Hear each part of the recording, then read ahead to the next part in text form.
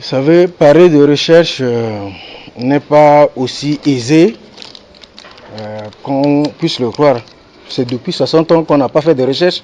Faire des recherches, même le budget national actuel ne permettra pas de pouvoir réaliser ces travaux.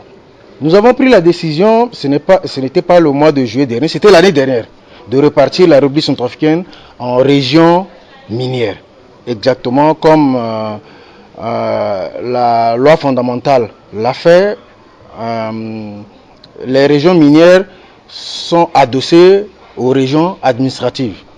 Et donc, l'objectif, c'est de permettre à ces géologues qui sont repartis dans ces régions de pouvoir commencer un premier niveau de travail, c'est-à-dire faire des prélèvements des échantillons. Déjà, collecter des échantillons qui nous permettront de pouvoir les faire analyser dans des laboratoires de référence à l'extérieur, et ensuite de rechercher des financements auprès des partenaires techniques et financiers pour commencer au moins un début de recherche.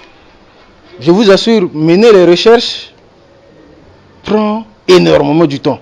C'est d'ailleurs pour cela, vous avez vu dans le code minier, le permis de recherche, le code minier dit que le permis de recherche est délivré pour 3 ans. Renouvelable 2 fois, ça veut dire 9 ans. Et ça, c'est juste pour une petite superficie qui est délivrée à une société. Mais imaginez, vous, pour un pays tout entier, ce travail, notre pays n'a pas eu les moyens qu'il faut pour pouvoir le réaliser. Maintenant, nous essayons de commencer quelque chose.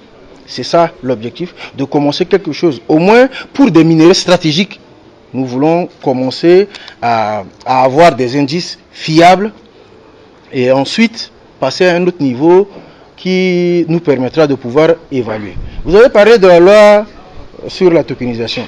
Je voudrais préciser que cette loi ne concerne pas uniquement le secteur minier, parce que cette loi sur la tokenisation des ressources naturelles prend en compte le secteur agricole, le secteur forestier, et le foncier, ainsi que le secteur minier.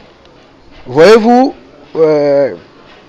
le secteur minier n'avait juste fait qu'assurer le lead de ce travail. Mais en réalité, ce sont ces 4 secteurs-là que le gouvernement a définis prioritairement pour aller vers la tokenisation. La tokenisation voudrait dire avoir un bien, en connaître la valeur et mobiliser les moyens pour pouvoir le mettre en valeur. La loi ne dispose que pour l'avenir. Ça veut dire que cette loi peut rester pour 50 ans, 60 ans. Nous avons tout le temps pour pouvoir réaliser les études. D'accord? Donc, voyez-vous, nous n'allons pas attendre de faire toutes les études avant de prendre une loi pour la tokenisation. Il y a des secteurs où on n'a pas besoin de faire des études, par exemple pour le foncier. Il suffit simplement de délimiter et de pouvoir tokeniser pour pouvoir mettre en valeur. Nous n'avons pas besoin d'attendre que le secteur minier réalise des études pour prendre une loi sur la tokenisation. Comme je vous l'ai dit tout à l'heure, c'est une loi qui concerne 4 secteurs. Le secteur minier, bien entendu, comme vous l'avez relevé, n'a pas encore des études fiables. Mais nous avons, je peux vous dire, nous avons quelques études qui ont été réalisées dans le passé.